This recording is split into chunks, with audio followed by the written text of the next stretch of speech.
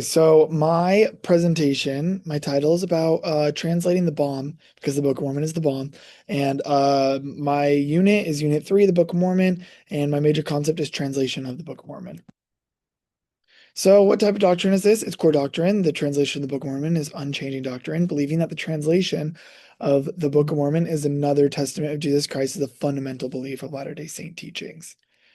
And so I have a timeline here. So receiving the plates to beginning of the translation to the lost pages to starting from scratch, and then we have major progress and then our final product. So it's around 2 years.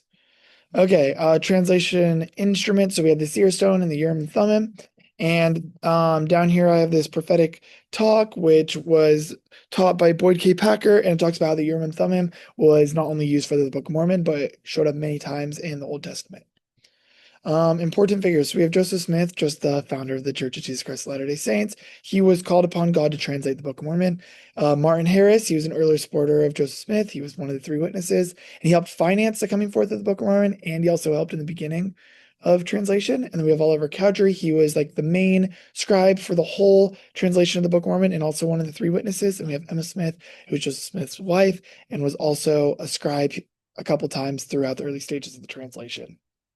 So here's my first DNC quote. So I have, and after having received the record of the Nephites, yea, even my servant Joseph Smith Jr., I have power to translate through the mercy of God by the power of God, the Book of Mormon. So he was called upon God to translate the Book of Mormon. Beginnings of the translation. So he had Martin Harris, a local friend. He traveled to Harmony, Pennsylvania to help with the translation. And in February 1828, Harris got some of the characters and took it to an antiquity scholars. And he returned and became Joseph Smith's main scribe, and they translated 116 pages of the Book of Lehi. The lost pages. So with those 116 pages, Martin Harris asked Joseph Smith if he could take it to his family, specifically his wife, because they didn't believe him or Joseph Smith about the Book of Mormon. And so he asked Joseph Smith asked God, and Joseph Smith asked God twice, and God said no. And then Martin Harris was persistent and asked him to ask one more time, and God said yes. So he took those pages to his family, and they disappeared, and they were never found again. And so when the Lord found out about this and was angry at Joseph Smith and took away the Book of Mormon, or took away the plates and the ability to translate. So we have this DNC quote for my next one. Now behold, I say unto you that because you delivered up those writings which you had power given on to you to translate by the means of the Urim and Thummim into the hands of wicked man, you have lost them. So very mad, like God was very mad. Starting from scratch. So they had to start over again. So Joseph Smith eventually gets the plates and ability to translate again. Martin Harris was not to be a scribe anymore. And so Emma Smith and a few other scribes were there to help, get it back running.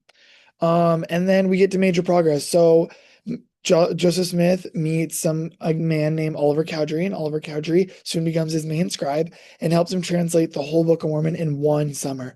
And so I have this scholarly article in the bottom by Richard L. Anderson, and one takeaway from it is that Oliver Cowdery was 86% of the manuscript, like the original manuscript for the Book of Mormon. And then final product. So after the Book of Mormon was complete, they needed to print it somewhere. So they found a guy by the name of Egbert B. Grandin who would print 5,000 copies of the Book of Mormon. And this also had the front of the book had the 3 witnesses and 8 witnesses to prove that this book was authentic.